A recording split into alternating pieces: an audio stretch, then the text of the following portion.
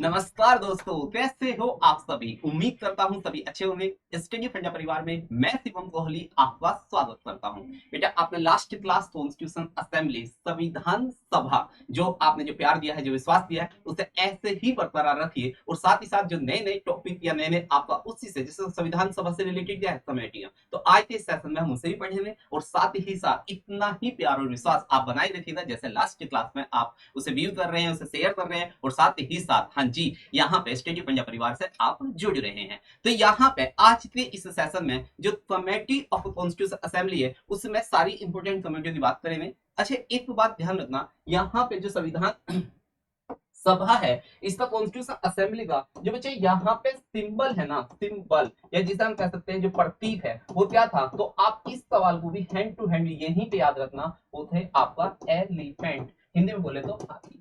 सवाल बन सकता है, पूछ सकता है कि संविधान सभा का प्रतीक क्या था, या संविधान सभा का चिन्ह क्या था, या संविधान सभा का सिंबल क्या था। तो आंसर आना चाहिए यहाँ पे एलिफेंट। दिख गया होगा, सही है। Then इसके बाद यहाँ पे अगर मैं यहाँ इस सी जो ISFSI LDC 2024 का जो बचा, इससे रिलेटेड संपूर्ण बैच, हाँ जी, ये हमारे एप्लीकेशन पे अवेलेबल है, जो आपको डिस्क्रिप्शन लिंक पे मिल जाएगा। इसमें आपके लिए स्पेशल क्या है, फॉर एग्जाम्पल यहाँ पे सब्जेक्ट कौन कौन से, जैसे reasoning, GK, professional skills, mathematics और इंग्लिश, इन सब सब्जेक्टों को कवर किया जा रहा है। स्पेशल क्या है, स्पेशल है बेटा इसमें रिकॉर्डेड वीडियो लेक्चर, साथ ही साथ PPT, test series, WhatsApp group for discussion, daily current affair, doubt session, PYQ, इतना सब कुछ एक ही बैच के अंदर आपको मिल रहा है। तो अब शुरुआत करेंगे अपने सेशन से। और सेशन में सबसे ज्यादा जो सबसे पहला सवाल पूछा जाता है वो है बेटा ड्राफ्ट कमेटी। सही, ड्राफ्ट कमेटी क्या थी, जो आप देखते हो भारत की सबसे पवित्र पुस्तक संविधान, जो आपका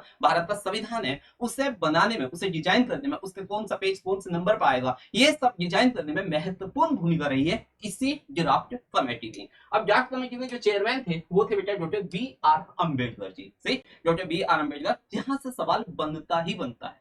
फिर दूसरा सवाल है डेट ऑफ फॉर्मेशन, मतलब किसे कब गठन किया गया, तो 29 अगस्त 1947 में इसका क्या होता बेटा, स्टेब्लिश हुआ था, मतलब ये गठन हुआ था इसका प्रारूप समिति का। राइट।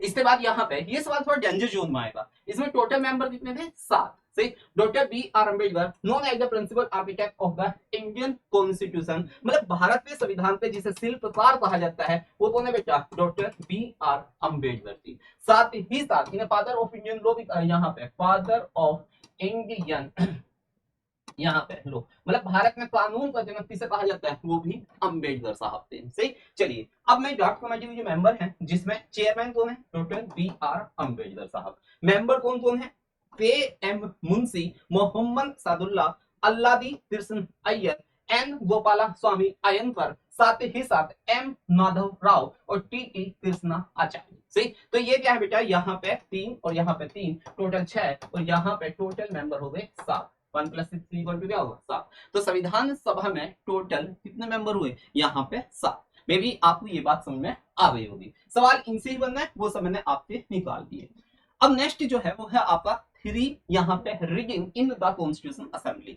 संविधान सभा में 3 वाचन होते हैं। संविधान के अनुसार यहाँ पे जो बच्चा वर्ड है वो है वाचन। सही, वाचन कह लीजिए, या आप इसे आम शब्दों में बहस भी बोल सकते हो।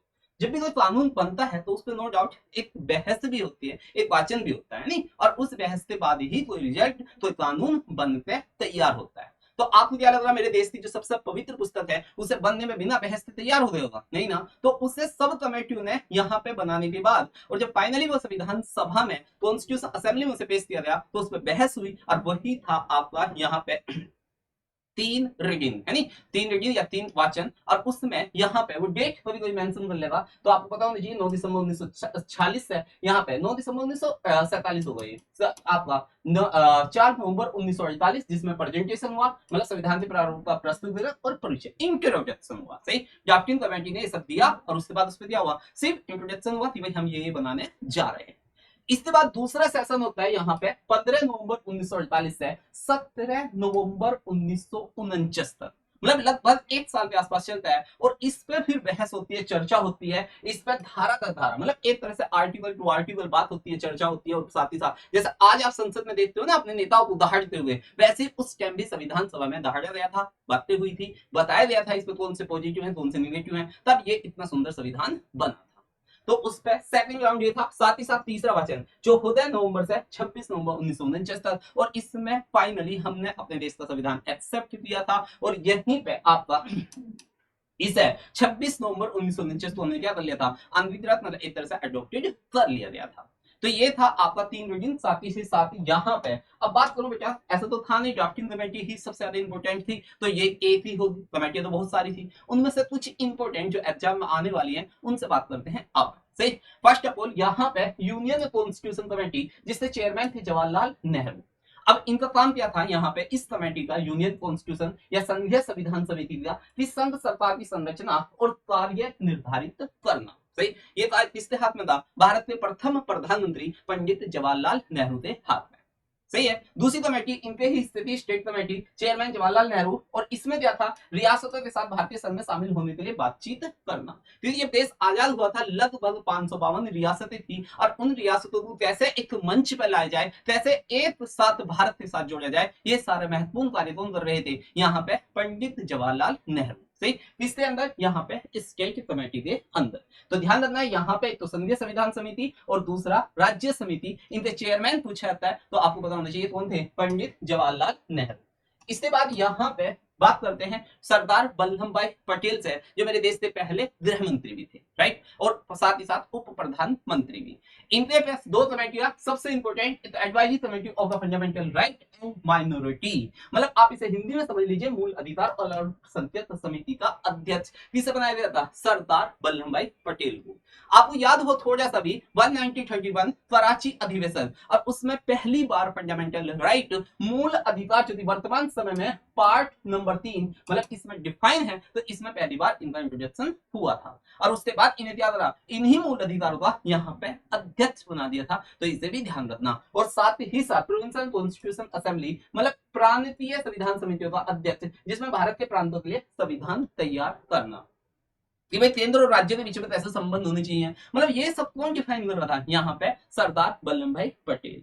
बात क्लियर समझ में आ रही है। इसके बाद यहाँ पे आपसे अब बात करते हैं, तो यहाँ पे डॉक्टर राजेंद्र प्रसाद जो देश के पहले यहाँ पे राष्ट्रपति भी थे, और साथ ही साथ यहाँ पे संविधान सभा के अध्यक्ष भी रहे हैं।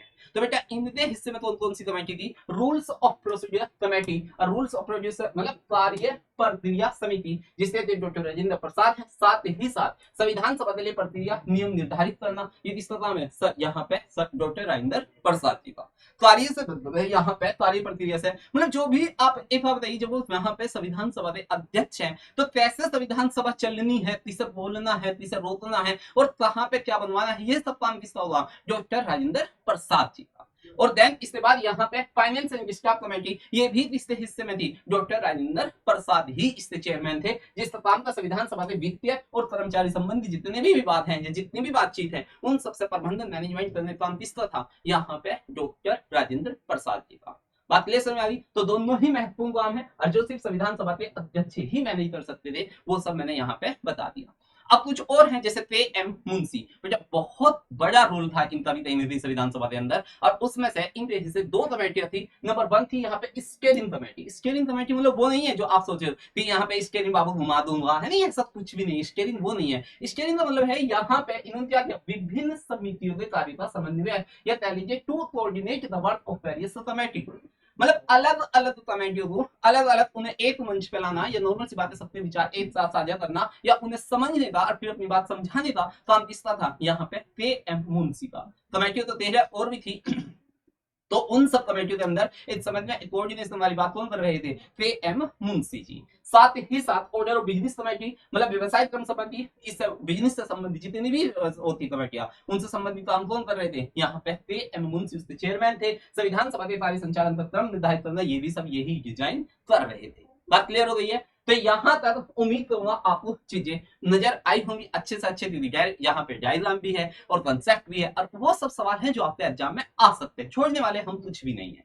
अब देखिए यहाँ पे कुछ ऑब्जेक्टिव है जो एग्जाम में आते हैं, मैं चाहता हूँ कि आप उन्हें मेरे साथ यहाँ पे आंसर करें। सही, मजा पढ़े तभी आएगा यार, यहाँ पे पढ़ाई हो रही है साथ ही साथ ऑब्जेक्टिव हो रहे हैं। बात क्लियर है? चलो, जैसे पहला ही सवाल है कि संविधान सभा की ड्राफ्टिंग समिति का अध्यक्ष यहाँ पे कौन थे, है नी? यहाँ पे ड्राफ्टिंग कमेटी बताया था अभी, यहाँ पे इस ड्राफ्टिंग कमेटी का चेयरमैन कौन है बेटा? एन गोपाल अयंकर, पे M Munshi, doctor B R Ambedkar या अल्लाह की कृष्ण अय्यर। तो यू नो वेरी वेल, बहुत प्यार से बताया थे, ये सब मेंबर थे। इसमें doctor B R Ambedkar, option number C is the right answer. ये क्या थे? ये ही ड्राफ्टिंग कमेटी, मसौदा समिति या प्रारूप समिति के क्या थे बेटा? यहाँ पे अध्यक्ष थे। बात क्लियर? दूसरा है बहन why the drafting committee of the constitution assembly formed, मतलब संविधान सभा की ड्राफ्टिंग कमेटी जो समिति है उसका गठन कब किया गया? ऑप्शन में है 15 अगस्त 1947, 29 अगस्त 1947, नवंबर 26 नवंबर 1949 या 26 जनवरी 1950। तो यू नो वेरी वेल, शुरू में ही पढ़ाया था कि भाई यहाँ पे सवाल अगर थोड़ा सा भी जो आसान सवाल आएगा वो तो ये है, तो रिपीटेड सवाल है, थोड़ा सा भी बेवफाई में सवाल आएगा ये है। सही, तो हमें तो ऐसे भी सवाल देखना है ना। तो 26 नवंबर 1947 को ड्राफ्टिंग कमेटी का गठन हुआ था। अगर और कमेटी से आएगा तो बेटा फिर मैचिंग वो चेयरमैन ही पूछता है, वो ऑलरेडी मैं आपको बता चुका हूँ। सही, तो यहाँ तक अब 26 नवंबर नहीं, इसका ध्यान रखना, क्योंकि इस दिन को हम संविधान दिवस कॉन्स्टिट्यूशन डे बनाते हैं। 26 नवंबर को हम रिपब्लिक डे बनाते हैं, 15 अगस्त को हम इंडिपेंडेंस डे बनाते हैं। तो बट 29 अगस्त को प्रारूप समिति या कह लीजिए जो आपका ड्राफ्टिंग कमेटी है उसका गठन हुआ था, यही मैंने इस सेशन में समझाया। तो आपको उम्मीद करूंगा यहाँ तक आपको एक तो चीज समझ में आ रही होंगी। ऐसे ही अपना प्यार और विश्वास बनाए रखिएगा स्टडी फंडा परिवार में। जो आप यहाँ पे वीडियो को ज्यादा से ज्यादा शेयर करो, क्योंकि जितना आप शेयर करोगे उतना ही हमें मोटिवेट मिलेगा। मिलते हैं अगली क्लास में, आज के लिए इतना ही। थैंक यू एंड जय हिंद, जय भारत।